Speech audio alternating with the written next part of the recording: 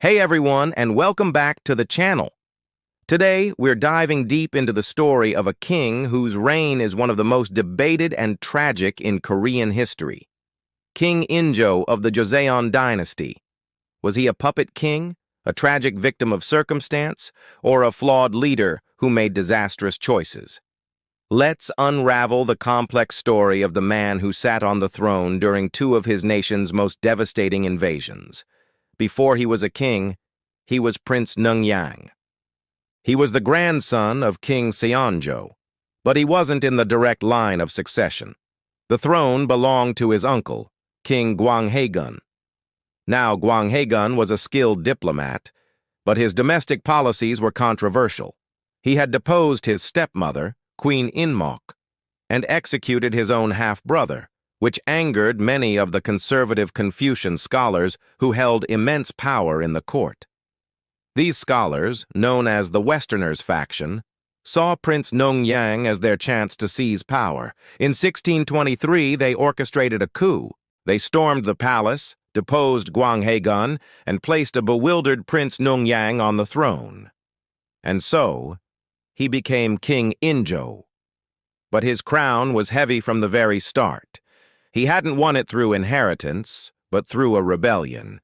This meant he was deeply indebted to the faction that put him there, making him more of a figurehead than a true ruler in the early years. One of the first things the new government did was reverse Gwanghaegun's foreign policy. Gwanghaegun had cleverly maintained neutrality between the rising Manchu power to the north and the Ming dynasty of China, which Joseon had served for centuries. Injo's government, however, took a hardline, pro-Ming, anti-Manchu stance. They saw the Manchus as barbarians and felt a strong loyalty to the Ming, who had helped Joseon during the Japanese invasions a few decades earlier. This was an honorable stance, perhaps, but it was also incredibly dangerous. They were openly antagonizing a powerful and ambitious neighbor, and that neighbor noticed.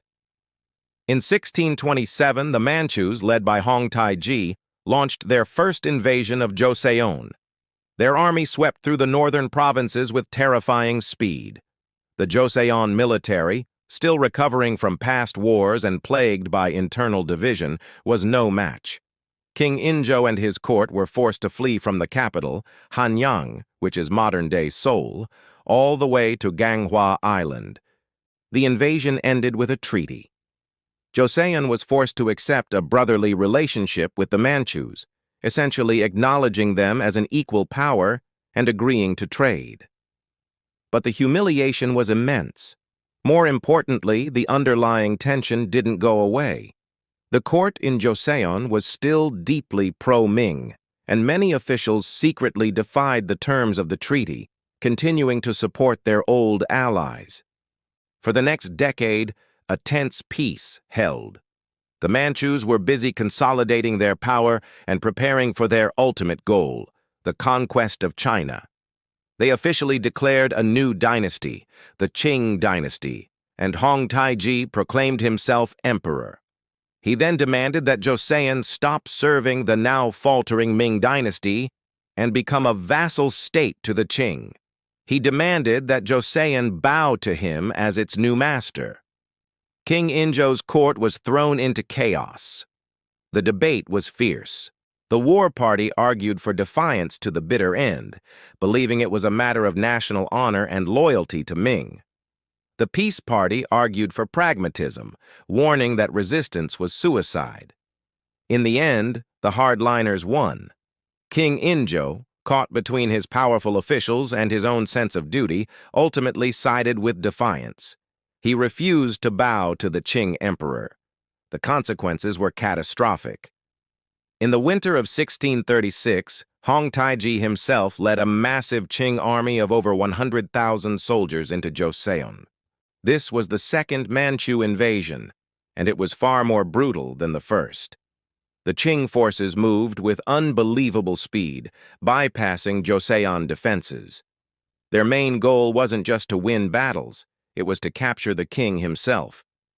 King Injo once again tried to flee to Ganghwa Island, but the path was cut off by Qing cavalry. With no other option, he and his court took refuge in the Namhansan-seong, a mountain fortress just south of Seoul. They were completely surrounded. What followed was a brutal 47-day siege in the dead of winter. Inside the fortress, supplies dwindled, and the soldiers and officials shivered in the freezing cold, starving and losing hope. Messengers sent to call for reinforcements were intercepted and killed. The fortress became a symbol of desperate, hopeless resistance. Meanwhile, the country was being torn apart. The Qing army, frustrated by the siege, unleashed its fury on the civilian population. Villages were burned, and hundreds of thousands of Koreans were captured to be taken back to Qing territory as slaves. The news that reached the king in his mountain fortress was one of utter devastation. Finally, with all hope lost and his people suffering unimaginable horrors, King Injo had no choice but to surrender. What happened next is one of the most humiliating moments in Korean history.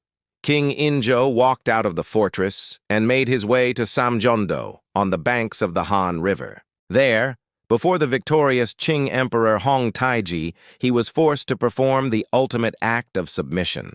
He bowed 9 times, knocking his head on the frozen ground in a full kowtow, acknowledging the Qing Emperor as his one and only sovereign. He had to hand over his pro-war officials for punishment, and most painfully, send his 2 eldest sons, Crown Prince Soyeon and Prince Bonggrim, to the Qing capital as hostages. The king returned to a ruined palace and a broken nation. The psychological scar of the Samjeondo humiliation was deep, both for him and for the entire Joseon society. His reign was forever defined by this defeat. But the tragedy didn't end there. Years later, Crown Prince Soyeon was finally allowed to return from his captivity. But he was a changed man.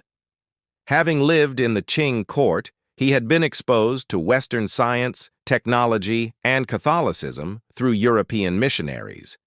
He came back with a new worldview, believing that Joseon had to learn from the Qing and embrace new ideas to survive and modernize.